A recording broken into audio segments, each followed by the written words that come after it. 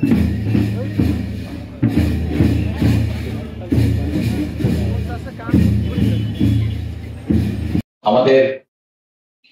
একটা দেশের যদি বিশ্ব পরিমণ্ডলে আপনার মর্যাদা বলেন, স্ট্যাটাস বলেন, যেটাই বলেন, সেটা যদি আমরা নির্ধারণ করি বা নির্ণয় করি যে আমরা এটা কিভাবে দেখি যে একটা দেশের অবস্থান কেমন, যে কোনো ক্যাটাগরিতে ফেললেই আমরা বিভিন্ন সূচক দেখি।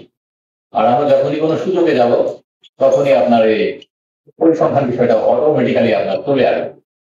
ঠিক তেমনই আপনার আমিও স্যার আগে বলছেন যে জনসংখ্যার বিষয়ে কাজ করে, কিন্তু আমারও এরকম একটু ধারণা ছিল যে আসলে বিবিএস সম্ভবত জনসংখ্যা নিয়ে কাজ করে বা ঘর গণনা, যেটা আমরা দেখেছি আমরা যখন দেখা যাচ্ছে বিভিন্ন পর্যায়ে বাড়ি ছিলাম বা বাসাতে ছিলাম, আমাদের কাছ থেকে তথ্য নিয়েছে।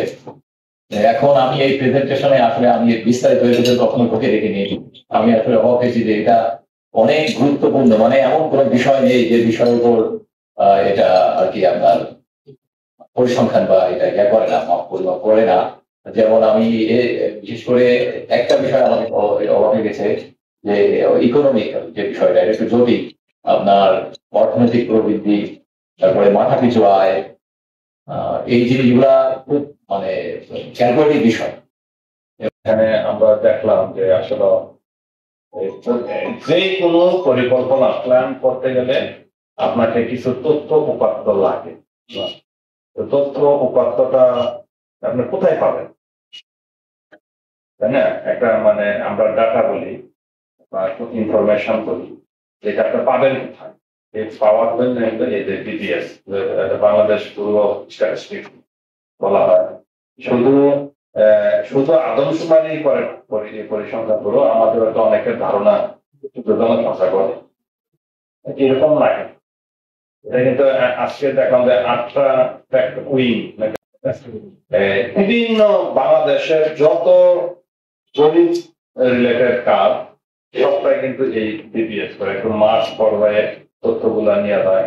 আজকে জিজ্ঞাসা করে দেয় আমাদের এদের মানে জনসংখ্যার বয়সের রেঞ্জ কিরকম, মানে কোন বয়সের কত লোক, তাছাড়া আয় কিরকম, হাউস হোল্ড ইনকাম কিরকম, তারপরে পেশা কিরকম, কোন পেশায় আয় বেশি, কোন এলাকার মানুষ কোন ধরনের পেশায় কাজ করে, এগুলো জানার দরকার আছে না? এগুলো তো দরকার আছে। এইগুলা এই স্ট্যাটিস্টিক্স এই কাজগুলা করে। সুতরাং এই স্টুডেন্টদের এটা জানা থাকতে হবে। আমি এতটুকু জানি যে এই পরিসংখ্যান মানে হলো মানুষের অনেকটা জীবন বলা যায়। জীবনের প্রতিটা পরতে পরতে মানে এই পরিসংখ্যান হয়তো আমরা রিয়েলাইজ করি না। আজকে যদি আপনি যে কোনো বিষয়ে ধরেন মিটিং এ আসবেন, কয়টার সময় মিটিং এর টাইম দিতে আজকে দেখেন যে মনে করেন একটা টাইম আপনাদের বাসা থেকে রওনা করবেন, এই রওনা কতক্ষণ আগে রওনা করবেন এটা নিশ্চয়ই আপনার মাথায় কিন্তু একটা ক্যাচ করে রাখতে না 10 মিনিট আগে যেতে হবে। কেন 10 মিনিট আগে? 10 মিনিট আগে কেন? 10 মিনিট আগে এই কারণে যে এখান থেকে এখানে হেঁটে যেতে 10 মিনিট লাগে, অথবা রিক্সায় যেতে। এই যে একটা আপনার মধ্যে মনে হলো কিন্তু একটা ক্যালকুলেশন করার এখন আপনি কিভাবে বুঝলেন যে 10 মিনিট লাগে?